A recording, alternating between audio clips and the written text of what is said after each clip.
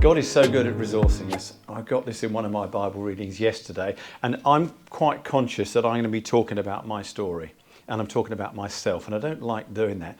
But look what this verse says.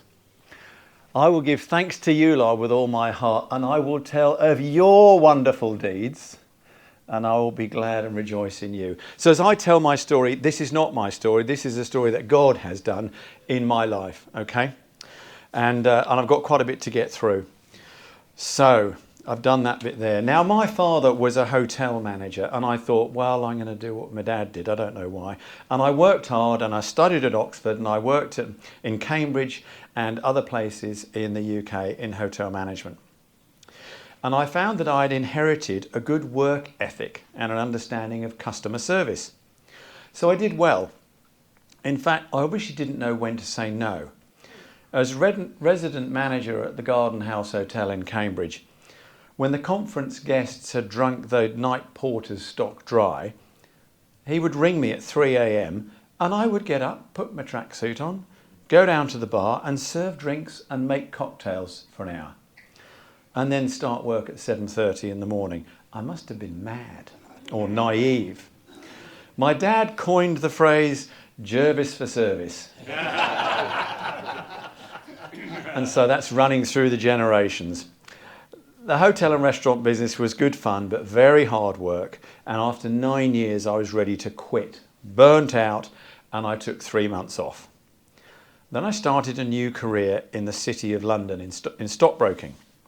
Back to college again. But after 3 years, I felt like I was going nowhere.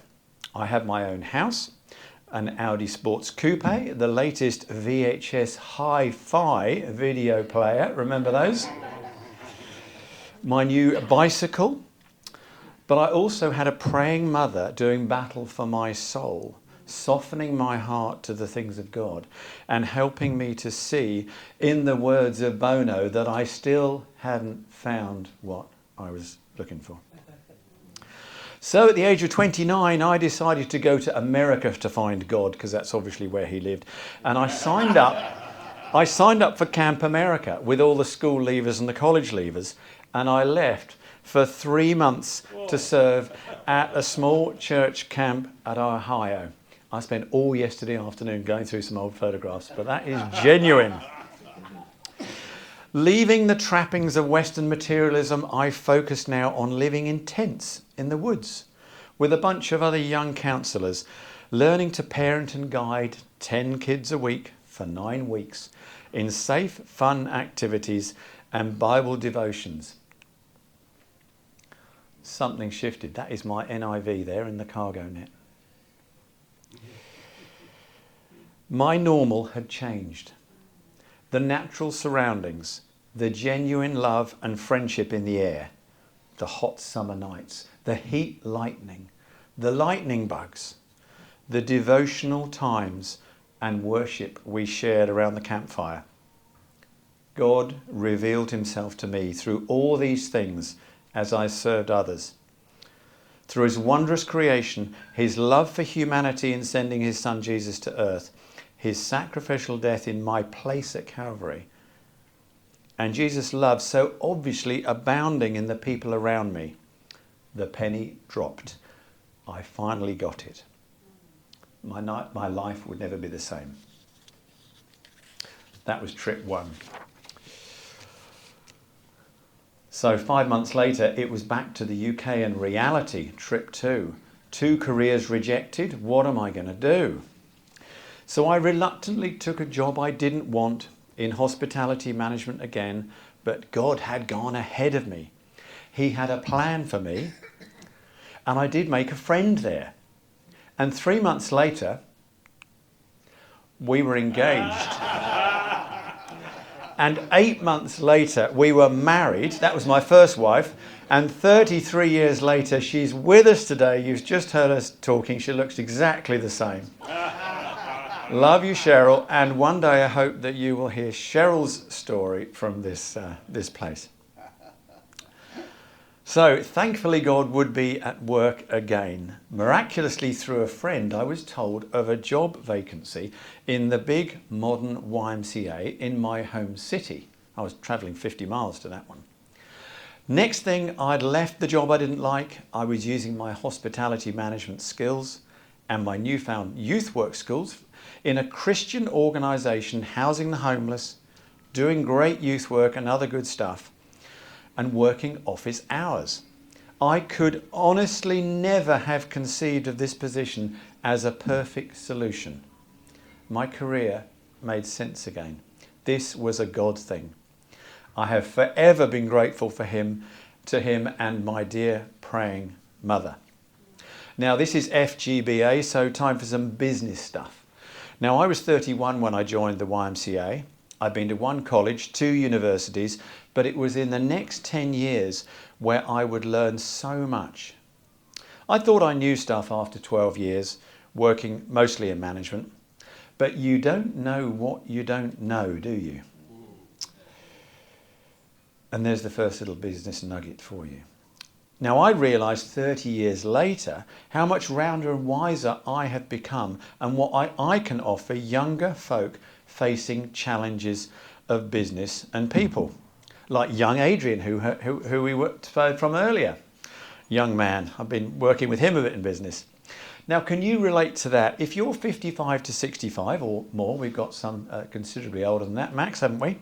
How much more experience and wisdom do you have than people in their so-called prime of their 40s?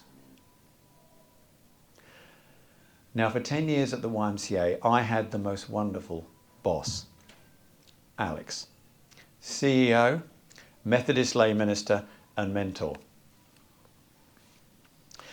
He modelled to me great leadership and management.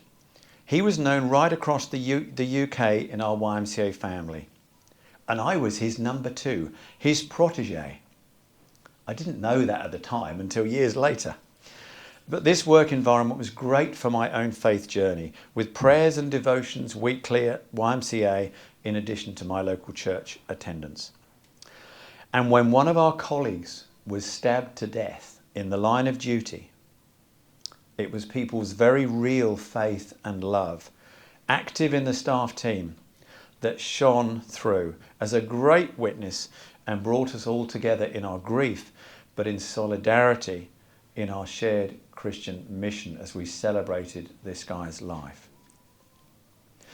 Now, while I was working hard at the YMCA, my lovely wife, the entrepreneurial one, started her own consultancy business, helping health clubs promote and sell memberships, and as a conference booking agent. I think some of that while she had a job at IBM that wasn't very busy. And then over a Christmas dinner party one night, she lands a whole new level of business.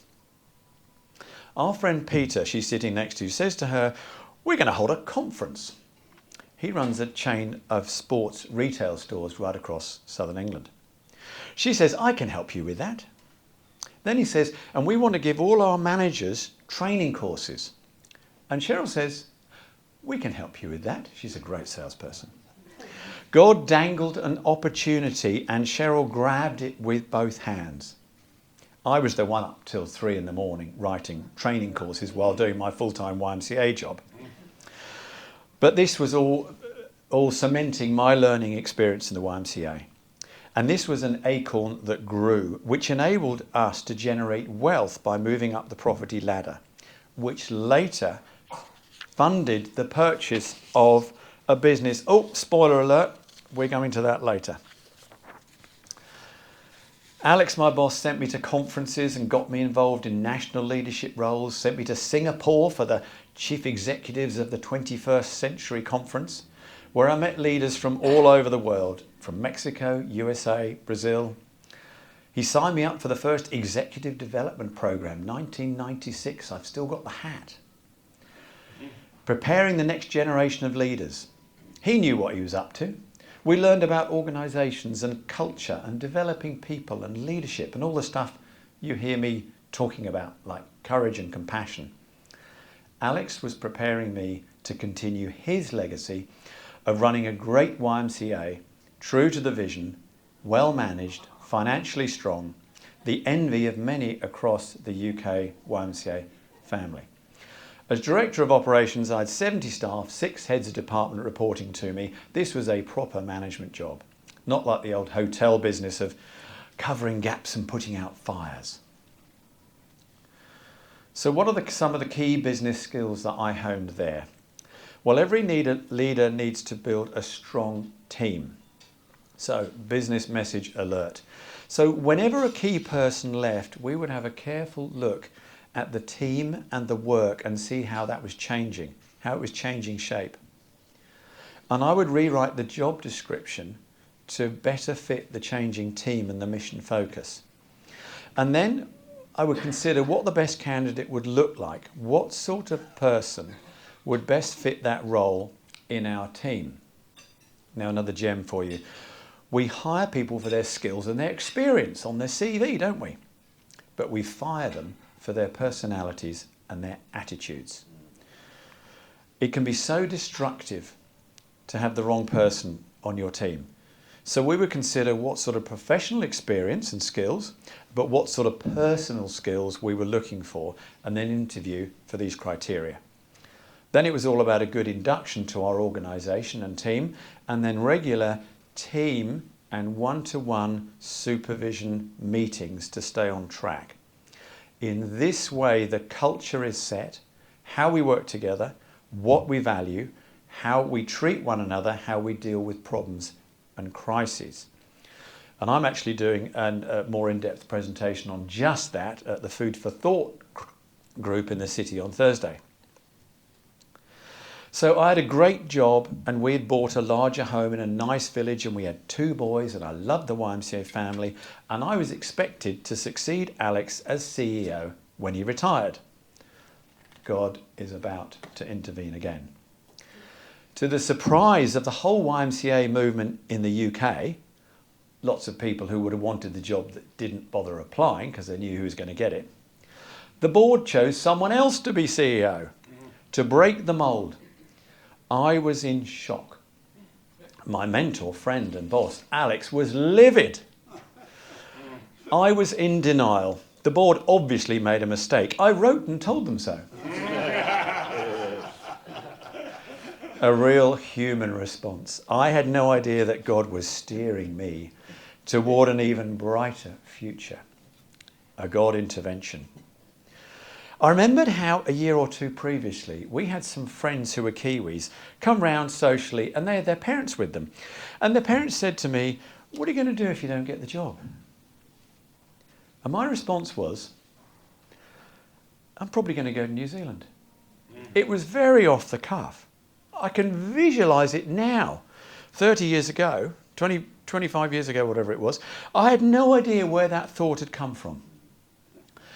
Anyway, I decided to stay at the YMCA. They made me COO, gave me a big pay rise, thank you, Lord.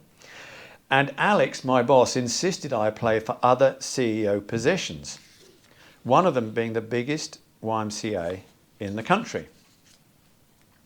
Now, by this time, there was the seed of a job opportunity in New Zealand, and I was eagerly pursuing it. Then I got down to the last 2 for the biggest CEO job in the UK. Can you imagine praying that you would not get this job? My prayer was specific. Lord, I will go. I am here to serve you if that is your will. But please, I want to go to New Zealand. I prayed while I waited for the call that night. I was lying on the bed. I remember receiving that call from the lady I knew, who was, so sympathetic and apologised that, I'd come so close. But I was so overjoyed. When they tried to commend me and let me down gently, I praised God. I had offered my services to God. I had honoured my boss and mentor, Alex. But I would go and make something happen in New Zealand. The position that I'd been offered fell through due to 9/11. So Cheryl said, well, you better make something happen. So I bought a plane ticket, and I gave myself a week to find a business in New Zealand. Now, it might sound like I was courageous and entrepreneurial and a go-getter, leaving my wife and kids to fly halfway around the world and find a suitable business for sale in a week. I was so far out of my depth. I knew I was being carried. Like the man in the story. where there was only one set of footprints. There was a gym advertised locally for sale in the place I chose, Napier. It was too small, but I went to see the agent anyway. Then he says to me, I have another business for sale in my bottom drawer, quietly off the market. After meeting the owner, I found myself saying, let's draw up a conditional offer. God intervention alert. I'd only learned that phrase and process 3 days ago from a Christian friend I'd stayed with on the way down from Auckland. I honestly would not have known what to do next or ever had the courage to make that decision. But learning about this idea of a conditional contract meant I could move a step forward without the impossible weight of actually committing to this enormous decision alone on the other side of the world. Trip 4. That done, I returned to the UK, to my family, my job, back to normal. Except that the train had now left the station. Emails and faxes were coming regularly from accountants doing due diligence. This was really happening. We went on a lovely family holiday to Portugal, and the emails and faxes kept coming. This is when I absolutely knew I was being carried. Like being on a rubber ring on one of those lazy rivers in those theme parks. I was not in control. It was God. It was so liberating. I didn't have to feel in control. And God gave me a word of encouragement, which I really held on tightly. Earlier that year in spring, we'd taken our kids and family to Spring Harvest family camp at Butlins in England. And one of the sessions was on building teams, and I thought, well, that's up my street, so I went along, and we spent an hour divided into groups of 4 singing in a round. And forgive the voice, but the song goes like this: rejoice, for the steps of a righteous man are ordered by God, are ordered by God. And then you come in doing the round. It's from Psalm 37 verse 23. And because I'd done nothing except sing this song in the round for an hour, it was burned on my heart like the word of God is supposed to be. It was like fuel for the journey. It was like a raft on the ocean. When I wobbled or thought, what have I done? I clung to this verse. It was a lifesaver. The words sustained me as we put our house on the market.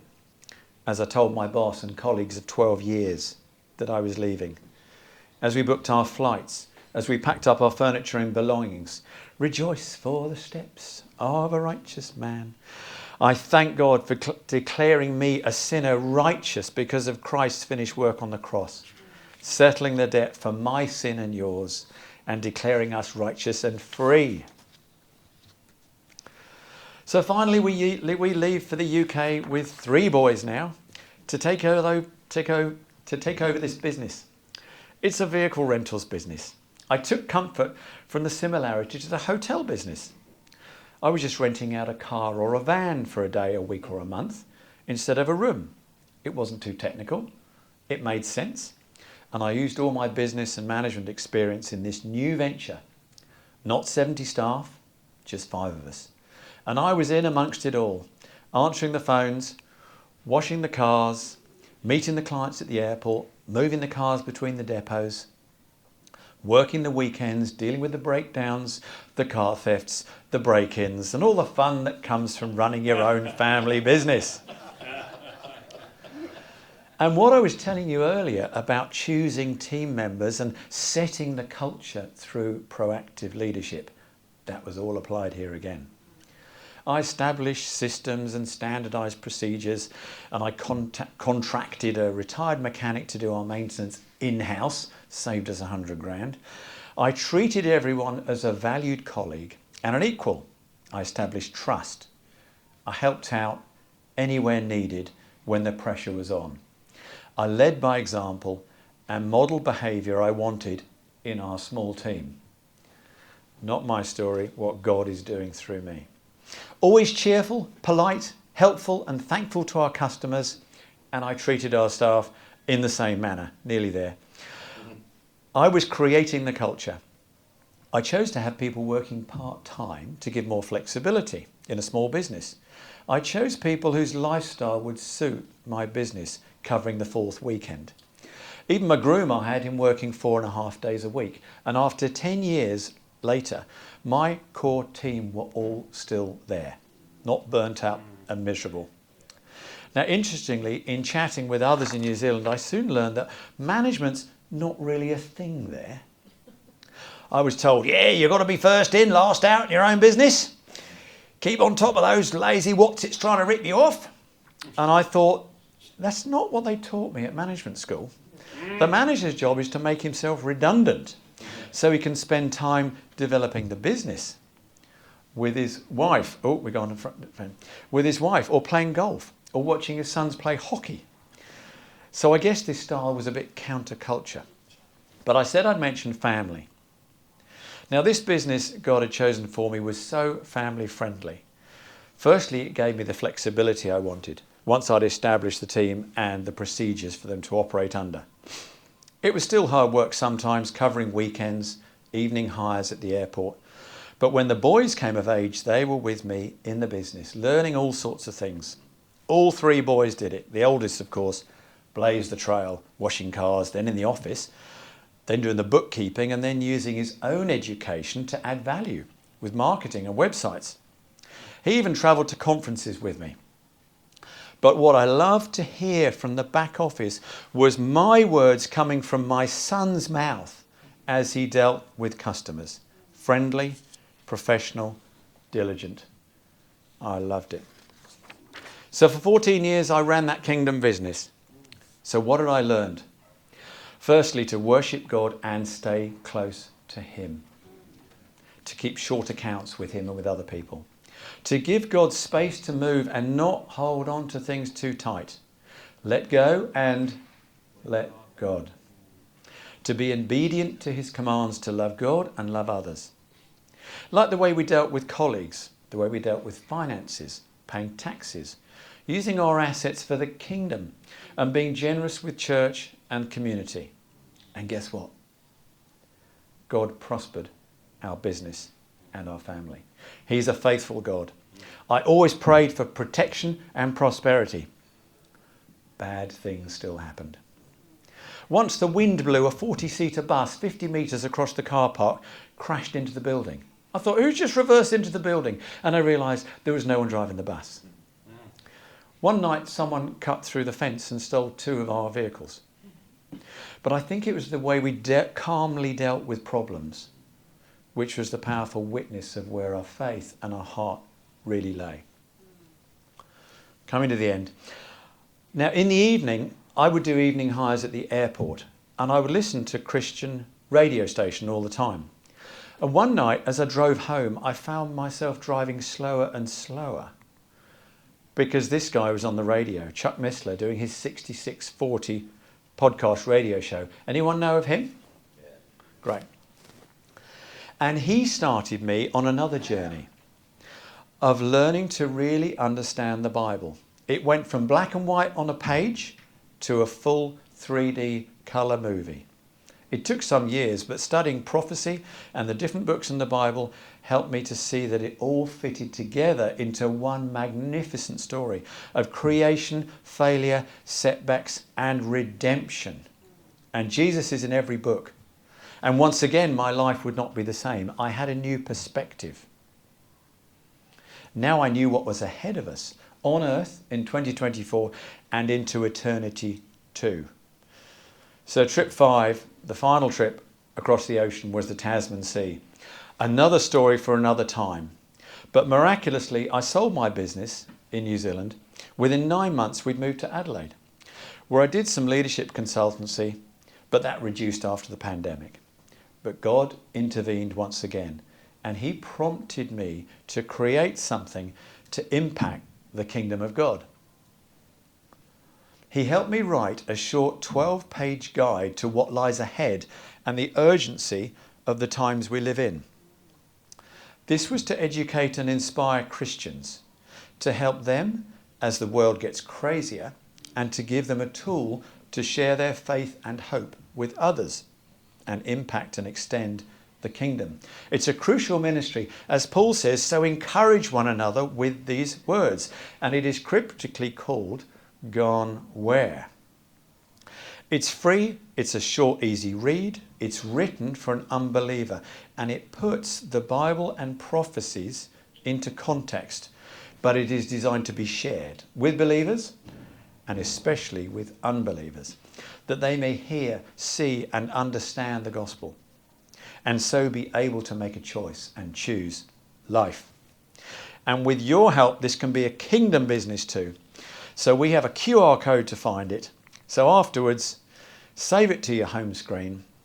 And at the end, there's a special share page. So when you get to the end, please follow the prompts. You will be blessed and you can bless others.